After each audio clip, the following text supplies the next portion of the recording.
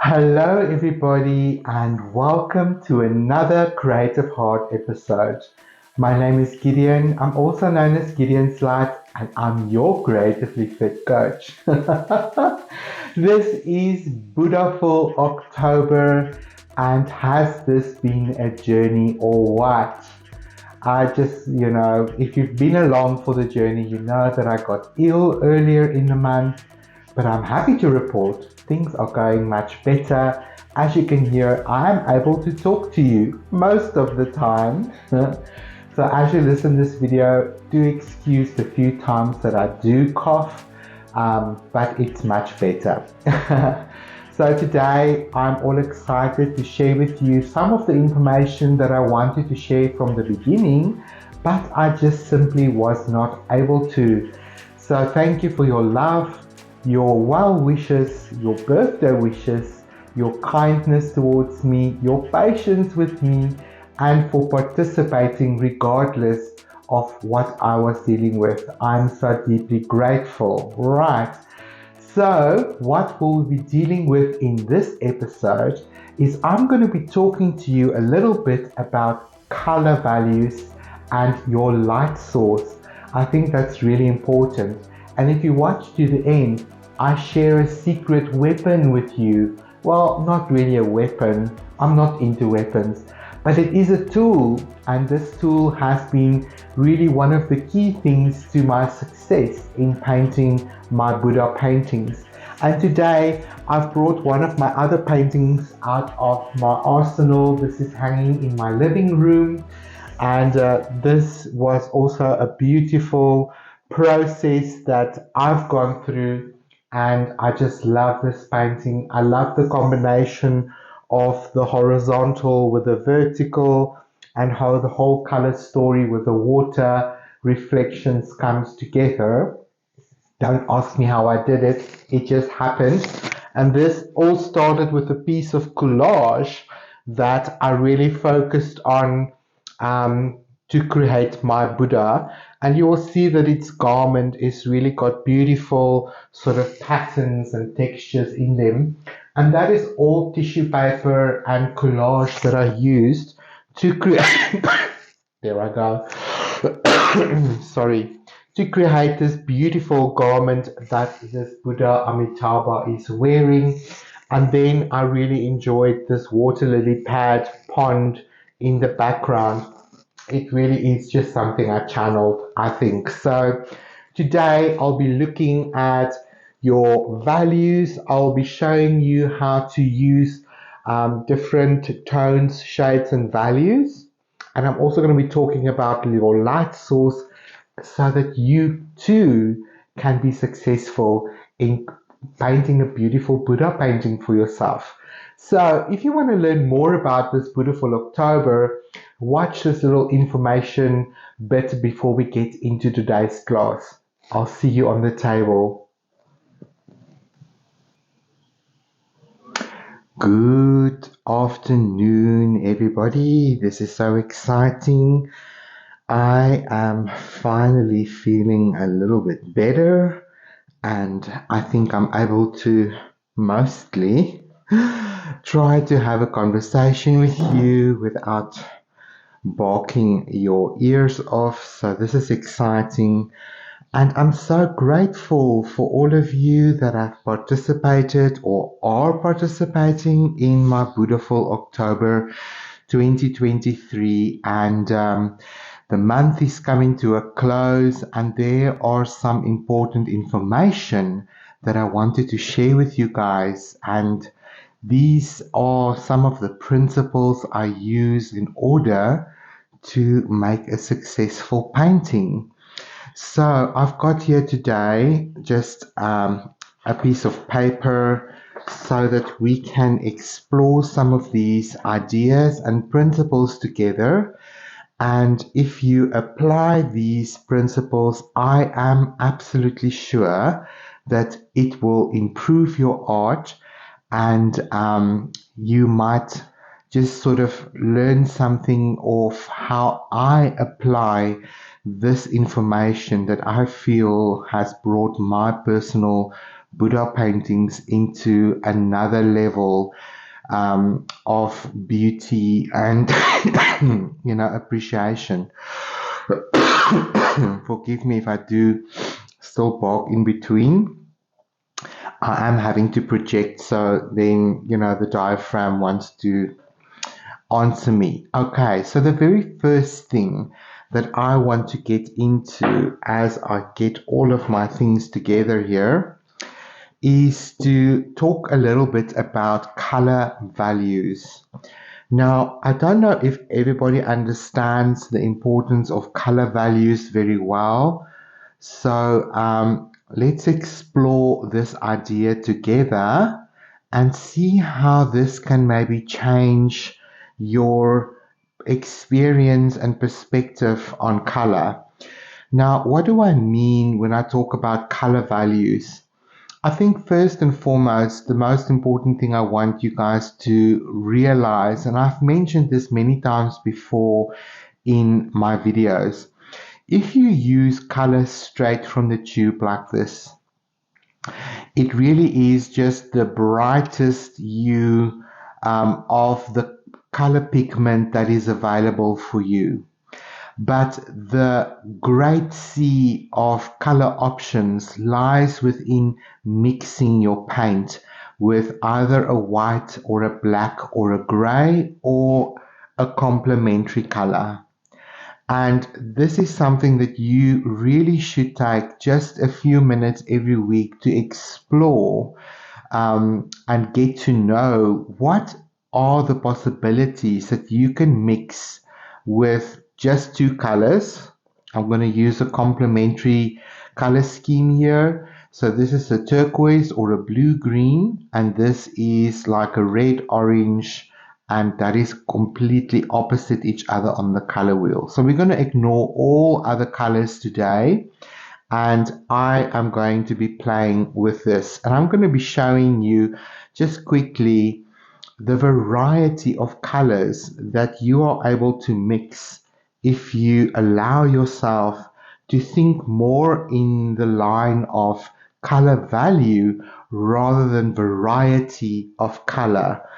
And I think a lot of young or new artists that are, getting into a creative practice and a sacred painting practice might be overwhelmed when you get to the paint store and you discover that there are so many paint, options, color options, and you look at other artists, paintings, and you see, oh, but they're so vibrant and they're so beautiful, and there are colors there that you've never seen before, and you can't find them at the, art supply store.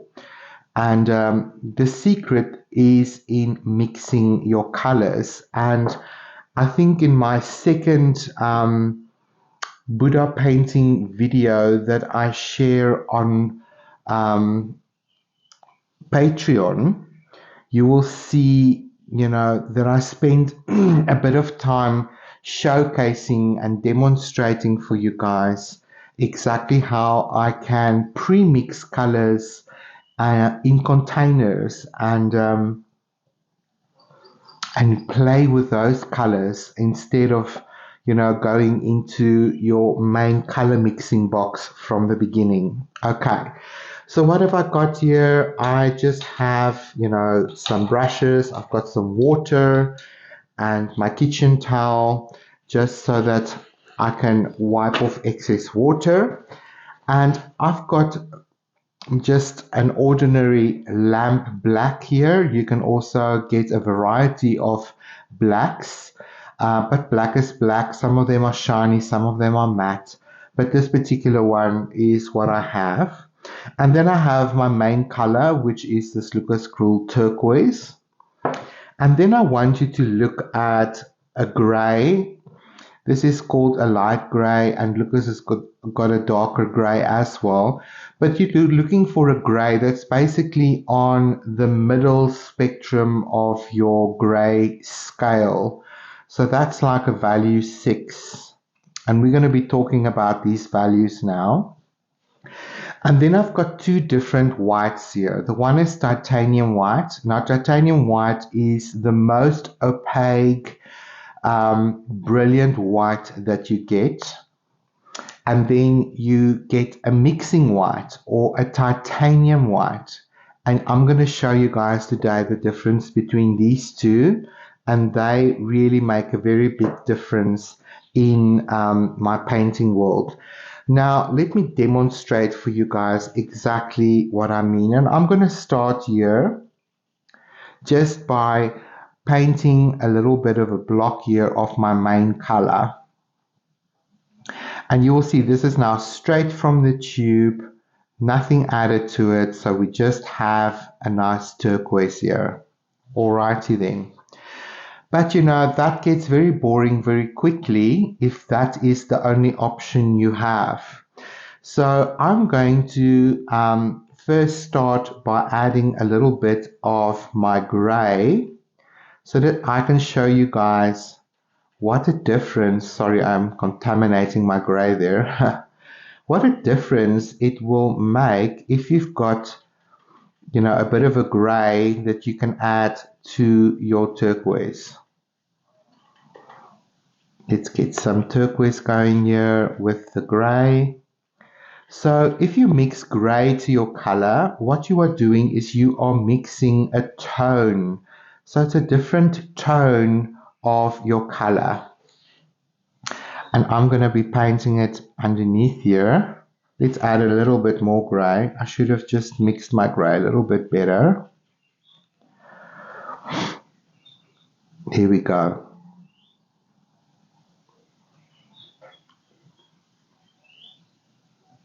So if you mix a gray into your color, you are mixing a tone. So it's a different tone to your main color. Alrighty then.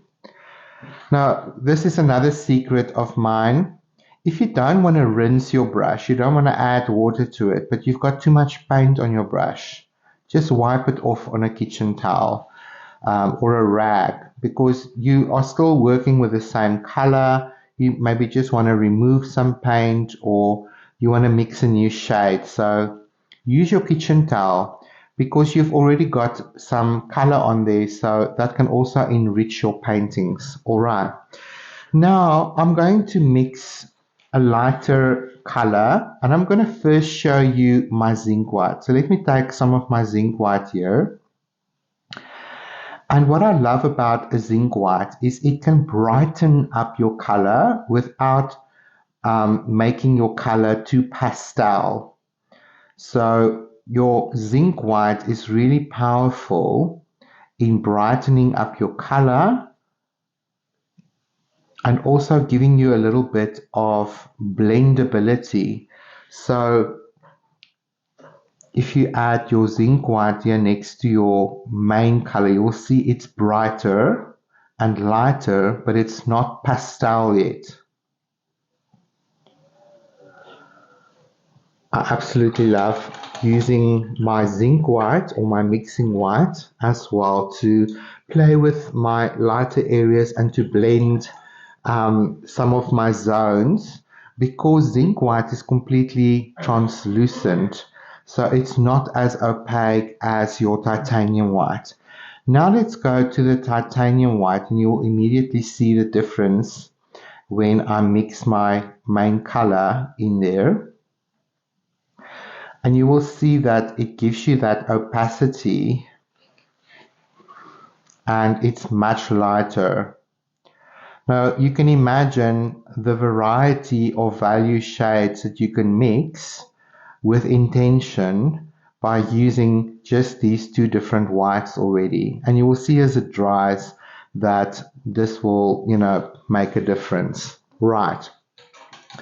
So now let's jump over to the black quickly as I'm rinsing my brush. Now, if you mix black to a color, you are mixing a shade of your color. But remember, black is very, very potent. So, to start off with, I'm really just adding a drop of black to my color. And you will see how potent the black is.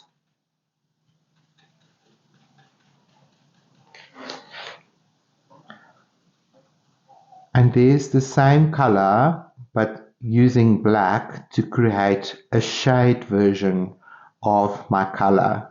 So by just using my gray, my zinc white, and my titanium white, I've already mixed 4 different shades of exactly the same color that we started with.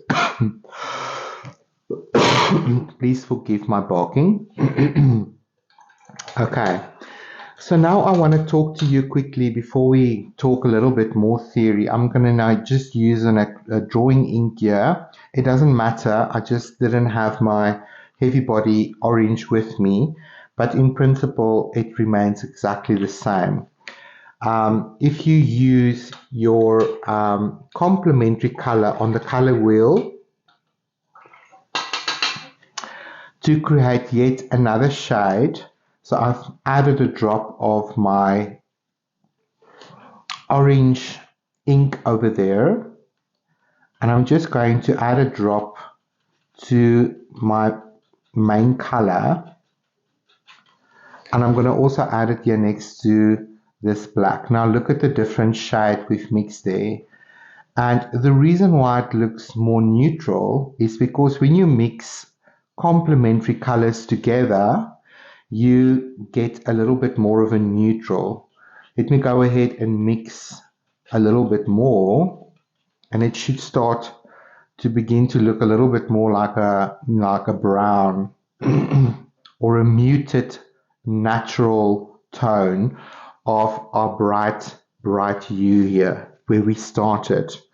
Okay, so that is a very good demonstration for you guys in the variety of color values that you can mix by just using your black, whites, and your complementary color. Now let's just look at this color wheel a little bit, because this is one of the things I really want you to spend a few bucks on if you don't have one already. Because you might think, looking at this little thing, oh, I understand the color wheel, I understand the principles, I really don't need one. What is the point of having a color wheel in your studio? But trust me, when you really want to mix a particular color or shade or tone, it is really helpful to have a little tool like this. And there are more elaborate ones out there. I mean, you've got color swatches, you've got color books, you even have color cubes now that really can help you to mix color and get a particular hue that you will know works very well together. So do check that out. If you struggle with mixing color, there are tools out there that have pre-mixed color formulas worked out for you, and you can just identify the one that you like, and then it will tell you exactly how to achieve that color and how much of which color you need to add together in order to achieve that. So one of the things that we're talking about now is the value scale. And on my color pocket wheel dial here, the first value that you have is black. And on a scale to 10, the lightest color you have there is white. But internationally, and we even use this in hairdressing with hair color, there are 10 levels of gray in between black and white. And these values can really make a massive difference in your art when you understand that you don't always just have black and white, because that is again high contrast against each other. And you can use high contrast in areas where you really want to bring in focus, where you want the viewer to sort of linger or come back to or observe first when they look at your painting. You can use high contrast, and you can do that by either using your lightest and darkest color next to each other, and we usually see that in line work, or when you place your two complementary colors next to each other, it's a similar high contrast, especially if you use a pure turquoise and a pure orange. Now let me just put a drop of my red orange ink here next to, let me just grab another brush here.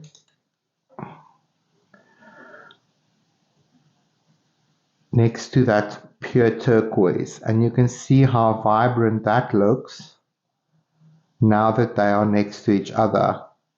So placing a high contrast color next to each other will give maximum vibration to your color, and that will really pop on your page. But you can also now begin to see how beautiful and vibrant these two colors are next to each other as your eye observes the variety of shades and tones over here as well. So I really want you guys to take a piece of paper and decide upon your color choices before you begin your painting. Really stick to that decision that you are making, because that will already contribute so much to the success of your painting, rather than just choosing whichever color is in your palette at the moment, because you could be adding a color maybe over here that is not going to necessarily work so well. It might be too violet in order to make the color scheme work. Or if you only have pure hues, in other words, you only paint with the color in your tube and you just use pure hue, your painting will be vibrant, but it will also be chaotic. It will also be intense, and there's no place for the eye to rest. So it gets too busy.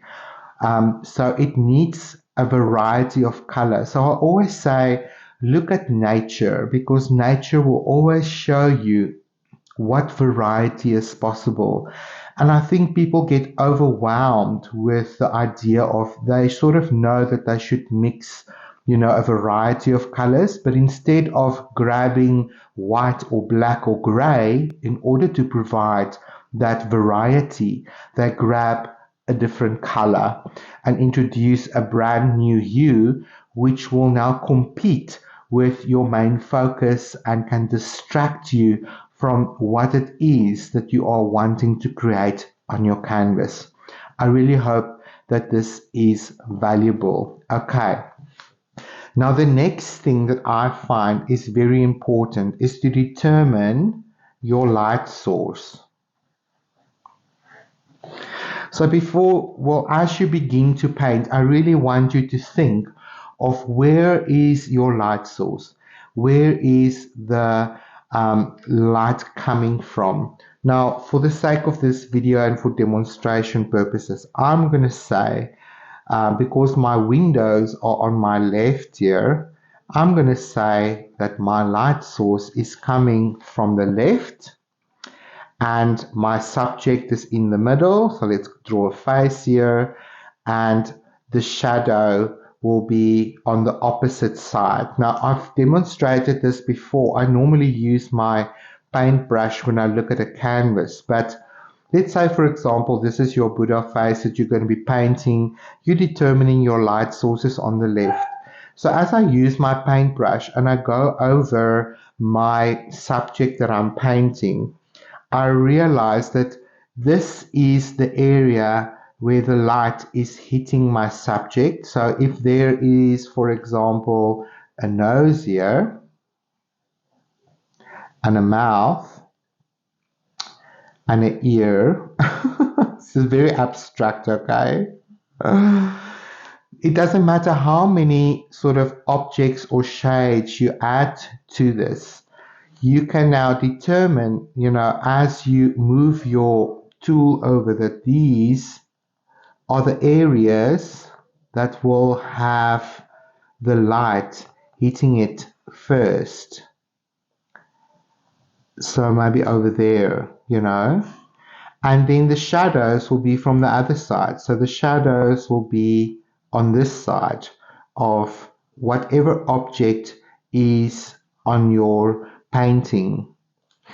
And you figure that out for yourself as you go, but it's easier to figure these things out when you've already made up your mind. So I see a lot of artists just paint the subject without considering where the light source is coming from.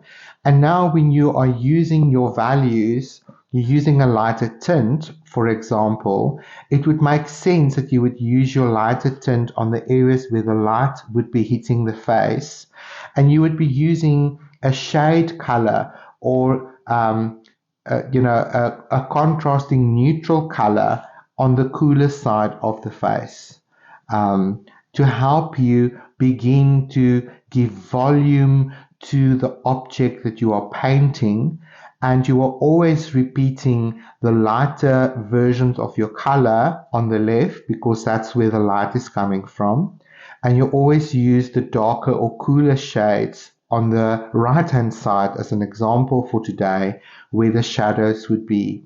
And immediately you will find that your painting is coming to life a lot easier because you are repeating this pattern of light casting onto the object and shadow casting away from whatever shape you are painting.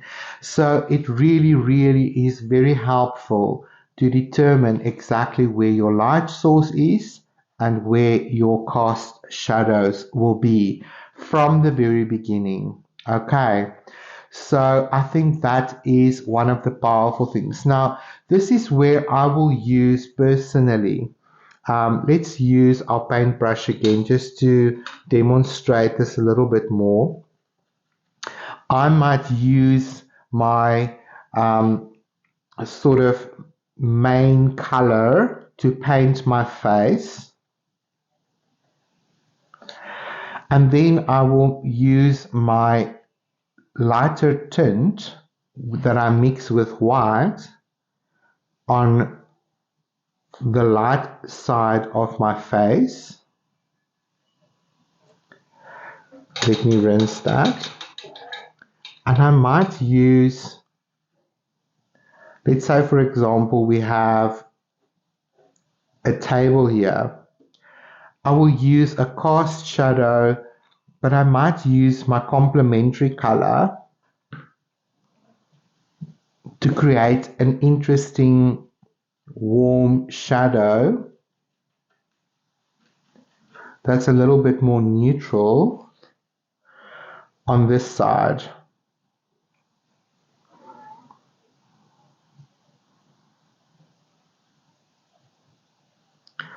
So that way my shadow isn't necessarily black, because I think using black by itself can be rather potent and rather intense. But we can use a little bit of black in our color to intensify some of our darkest shadows. And I'm just mixing my main color here with black and just putting it maybe closer to the object,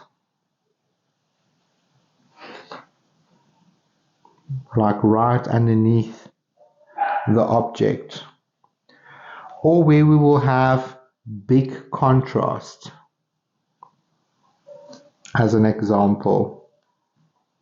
Okay, so you can really see why it is so important to use your color values in order to describe a shape. Doesn't matter what it is. So I really want you to spend just a little bit of time playing on a piece of paper and figuring out where your light source is coming from and where your shadows will be, and how you can create living shadows. In other words, shadows that doesn't look dead, but just adding black, or using pure black for a shadow simply because you're trying to indicate a shadow. Okay, so now that we've played with this, I want to just share with you guys my secret weapon. Now, this is a beautiful wooden statue, one of my first Buddha statues that I bought for my house. And when I bought it, it was just, brown because it's wood. But in the meantime, it's gotten some color. And this has been with me for 15 years or something. And I still remember buying my first Buddha. And, I grew up in a Christian home. And, in my upbringing, without going too deep into religion and people's ideas about things, but just to give you a bit of perspective from my life, I was going through a religious deconstruction process because of my sexuality and my orientation in life. I was basically asked to leave the church because I'm gay. So, that left me with an incredible void to practice spirituality of some sort where I feel the unconditional love that I needed from my religious community. And I remember buying this Buddha. It took a lot of courage for me to invest money in something that I found extremely beautiful and interesting and comforting. But at the same time, I felt like I was, investing in an idol, because my understanding at that time was through my religious programming as a Christian that this is an idol. And, so it was really, really a struggle for me.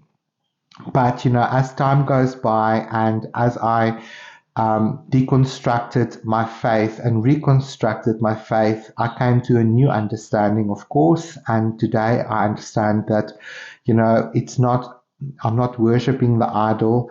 I'm finding my own Buddha within. This is like a stop sign. It is like a signboard that reminds you of something. So every time we look at the Buddha, whether it's a statue or whether it's a painting, it is really an immediate reminder to become present, to yank our mind and our consciousness from the past, where we sometimes can get stuck in what we've lost, or where we can race forward in angst and anxiety about the future, which we know is yet to come. So, this is always a reminder to just take a deep breath and to become present and to find my own equanimity within the present moment, to become mindful. And that is how I started to evolve in my spirituality and why I began to paint the Buddha, because for me it was a mindfulness practice, it was a meditation, and it was a way for me to find this beautiful Buddha nature within my own heart, within myself, to practice metta, loving kindness and compassion. First, find it in myself, extend it towards myself, allow myself to feel that, and then to extend that to others. Beautiful practice. So it wasn't a matter of exchanging, my perception of who my savior is and anything like that, like most Christians sometimes think. It was actually the complete opposite. So anyway, back to this particular statue. I've painted it with a red, this was an enamel paint. I think it was a spray paint actually. So it made the statue very glossy. So what I have here is my light sources on my left. You can see the light is falling on the face, and I see all these areas on the face, and it will probably look a little bit different to you on camera. But you get the gist of it. You'll see an area of the face is bright and white and lighter, and then you've got the red, and then you've got areas in the face that's much darker, but you also have reflective light. So that is very important, because a shiny surface like this won't just, have light on the light source side, but you will also have reflective light in the shadow. And that creates incredible dimension and volume and shape to your painting. So like other artists use those wooden statues for body posture and proportion and drawing.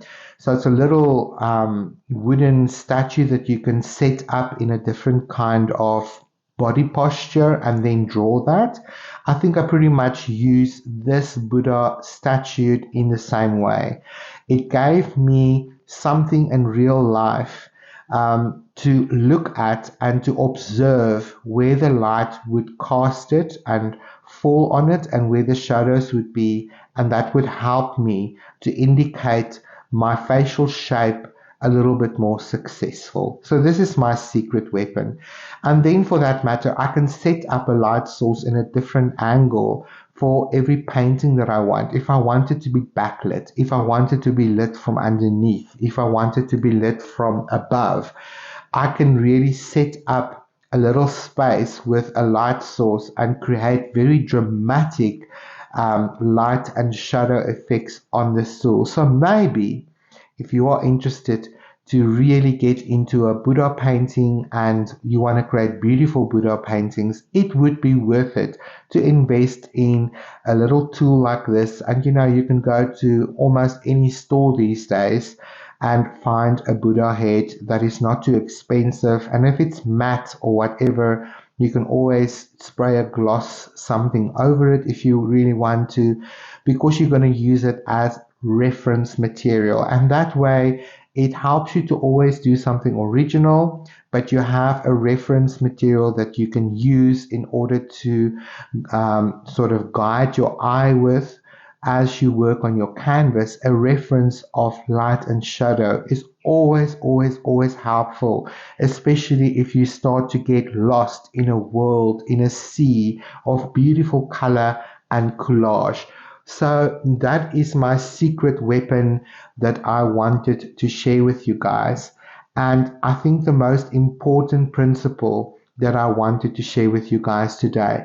Now, if you do look on the internet, especially if you page around YouTube and you ask for, color swatches or mixing color exercises, there is a variety of ways that you can use all of the colors that you already have in your kit, and you can divide a grid on a piece of paper, and you can basically divide each grid into half and then begin to mix, or first apply your straight colors on the grid, and then you can start to mix your colors together that you have in your arsenal and begin to see what possibilities exist with your colors. And of course, you always include your black, your gray, and your titanium white. And if you are using mixing white, do a block of that as well. And just keep them in your studio. It doesn't have to be on a grid system. I think for people like me, it gets too complicated. I get overwhelmed with the perfectionism of trying to make it look like print rather than a painting. So sometimes for me, I just use a piece of paper and I will use an area and mix as many different varieties of color that I can by using my black, my gray, my white, and a complementary color. And then you can always just, write down there, you've mixed zinc in there, and, that kind of thing. Oh no, this was gray, so just write a description either on the swatch when it's dry and say, this was equal parts of turquoise and orange. This was 1 part turquoise, 2 parts orange. So that later, when you come back to the swatch, you say, oh, I really like that particular neutral. How did I mix that? And okay, it was 1 part turquoise and 2 parts orange. Then basically what the arrangement was in order to attain that color, and then you can mix it again. So before I go, what I also like to do is I just use these little cups. You see that in my second Amitabha video on Patreon, and you get them with little lids as well, so you can actually pre-mix your colors in a variety of values and shades.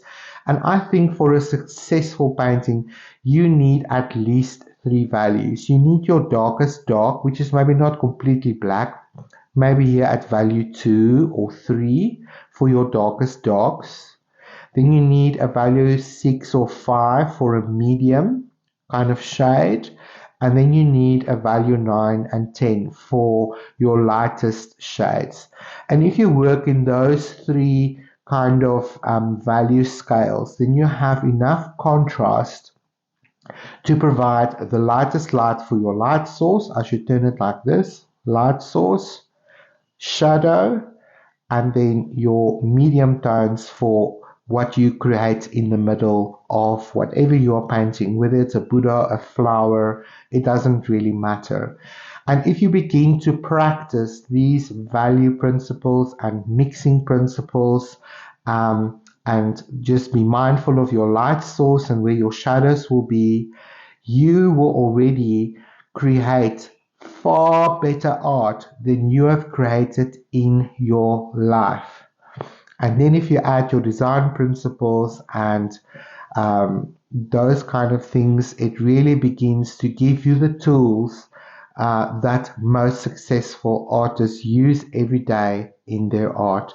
And there's nothing to that except being aware of it, practicing it, and seeing how you can apply it to your art in order to create better art. So I really want you to enjoy this Buddhafull October. Thank you for those of you who have been sharing your videos and photographs with me, for your support, love, and comments. I am looking forward to see what you guys are doing on your canvas. So remember to take a photograph and share it with me. There are links in the description of this video. If you are joining me here for the first time, welcome to my channel. Just look at those links and you will find that you will be able to join my Facebook group and also my Patreon if you want to get into more advanced techniques and more demonstrations and just a lot more fun, right?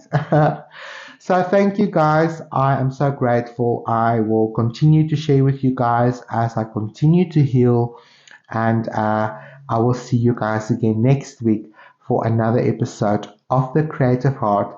So like this video, share it with your friends, and do drop me a comment or question if you have any, and I will see you guys next week. So stay creative, and bye bye for now. Sorry for interrupting your watching, but I've got some news to share with you. By now you should have heard that I've got a Patreon page, and this October I'm starting with my own Buddha painting program called Buddhafull October. Now, the month of October is my birth month, and I want to celebrate every year my birth month with painting the Buddha during the month of October. Now, I've been painting the Buddha for almost 10 years, and it really has a lot of benefits for me personally. But I know that a lot of you have also said that you would like to learn from me or attend a class where I show you how to paint your own Buddha painting. So this is what this Buddhafull October will be all about. So during the month of October here on my YouTube channel, I will be doing a live every Monday evening at 8 o'clock, where I will show you a short demonstration of how you could get into painting your own Buddha painting in an easy way. Because, you know, I think a lot of us think that painting a face is really hard because there's a lot of detail, there's a lot of shapes that needs to make sense proportionately in order for it to be a beautiful painting. But I will be doing exactly that. I will be simplifying it for you and showing you how you can approach your Buddha painting in a multimedia kind of way, or just using acrylic paint. That's going to be exciting. So all of these lives is absolutely free of charge. Just show up every Monday evening on my YouTube channel at 8 o'clock South African Standard Time. And it will be recorded and it will be available for replay afterwards, but only for the month of October. Because if you want to dive in a little bit deeper with me, there is a lot more that I can offer on my Patreon page. So if you go over to my Patreon, the links are in the description of this video. You can join my Patreon for $5 a month. That's really nothing. It's roughly about 100 Rand a month, and you will have access to exclusive content that I only share on my Patreon page. So what can you expect? On my Patreon page there will be 2 full complete Buddha painting workshops that you can follow along at your own pace to the value of $50 each. And that will always be available for you guys on my Patreon, so you can take your time. And the very first Buddha painting workshop that you will have there is where I show you how to paint this particular Buddha. I use acrylic inks, I use collage. This is just a wonderful, wonderful project to paint along, and I'll show you exactly how to create the shape. The second one is a painting that I've sold, but I will share an image of that. It's an image of Amitabha Buddha. And it is really also a lot of fun. We dive into some color theory and some interesting techniques to paint that painting. So that will be for my Patreons only on my page. So if you're interested to dive deep into these Buddhafull paintings, then jump over to my Patreon and subscribe today, because you don't want to miss out a single little class and tip and hint that I can give you. Another thing I want you to do is just to join my Creative Heart group on Facebook, because that is where I want you to share your images with me. That is where I can support you and all of the other friends and tribe members that is into this program and what I offer on a weekly basis. So check all of that out. I can't wait to share with you guys. So I'll see you over there.